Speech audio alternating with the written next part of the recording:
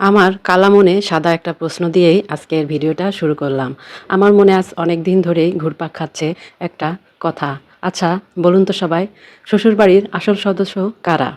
দাদা শ্বশুর, বাবা শ্বশুর, শ্বশুরের ছেলে মানে আমার হাজবেন্ড, আমার ছেলে মেয়ে, তারদের ছেলে মেয়ে, এরাই হচ্ছে এই বাড়ির আসল সদস্য। আর বাইরের সদস্য কারা? আমরা যারা শাশুড়ি মা, দাদি শাশুড়ি মা, আমি মানে ছেলের বউ, আমার ছেলের বউ, এরাই হচ্ছে এই বাড়ির বাইরের সদস্য। তাহলে একটা কথা, আমাদের বাইরের যারা এসেছি বাইরে থেকে, আমাদের কষ্টটা তাও আমরা নিজেরাই বুঝবো। নিজের বাড়ি ছেড়ে এসেছে আমাদের এখানে দাদি শাশুড়ি, শাশুড়ি মা, ছেলের বউ মানে আমি। তাহলে আমাদের কষ্টগুলো বুঝবে কে? শাশুড়ি মা। কিন্তু সেই শাশুড়ি মাই সব থেকে বেশি কষ্ট দেয় ছেলের বউদের। তাই তো বেশি বোঝার কথা কষ্টগুলো, তাদেরই বেশি বোঝার কথা কষ্টগুলো, কিন্তু তারা বোঝে কম। যাদেরও কিন্তু যার সঙ্গে মিলে থাকার কথা, কারণ আমরা একজন আর একজন, এরাই কিন্তু এই বাড়ির বাইরের সদস্য। কিন্তু একটা জিনিস কিন্তু খেয়াল করে দেখবেন, যারা এইখানের আসল সদস্য তারা কিন্তু কখনো কাউকে কষ্ট দেয় না। কষ্ট দেয় কিন্তু বাইরে থেকে আসা সদস্যগুলো।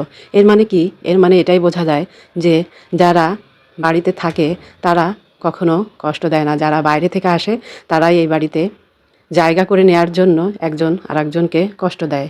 আসলে এই কথাগুলো বেশ অনেক দিন থেকেই আমার মাথার মধ্যে ঘুরপাক খাচ্ছে। আর আমি কালো মানুষ সাদা এই প্রশ্নটা সবার কাছে করে গেলাম যে সব শ্বশুরবাড়িতে কেন একই ঘটনা? সব বউরাই কেন তাদের শাশুড়িকেই তাদের সবচাইতে বড় শত্রু মনে করে?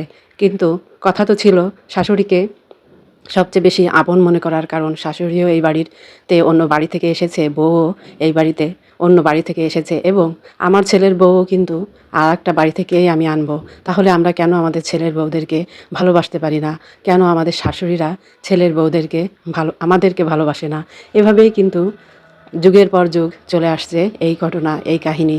এর কোনো পরিবর্তন নেই। এই কাহিনী এভাবেই চলছে। আমরা তো শিক্ষিত হয়ে যাচ্ছি, আধুনিক হচ্ছি, আমাদের ডিজিটাল যুগ আসছে, আমরা কথাই বলি আমরা আধুনিক, আমরা মডার্ন, কিন্তু মূলত আমরা কখনোই আগের সেই পুরনো ধারণা থেকে ফিরে আসতে পারিনি। আমরা আগেও যে ধারণাগুলো, যে মন মানসিকতা নিয়েছিলাম, এখনও ঠিক সেই রকমেরই মন মানসিকতা নিয়েই আমাদের জীবন চলছে। এভাবেই আমরা আমাদের কাজ চালিয়ে যাচ্ছি। আমরা নিজেদের পরিবর্তন করব এটা কখনো ভাবি না, আমরা শুধু অন্যের পরিবর্তন আশা করি।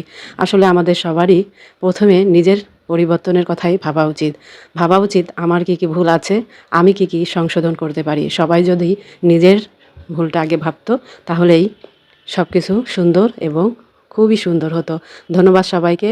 আজকে কথা বলতে বলতে সালাম দিতে পারিনি। আসসালামু আলাইকুম। সবাই ভালো থাকবেন, সুস্থ থাকবেন, আমার পাশেই থাকবেন।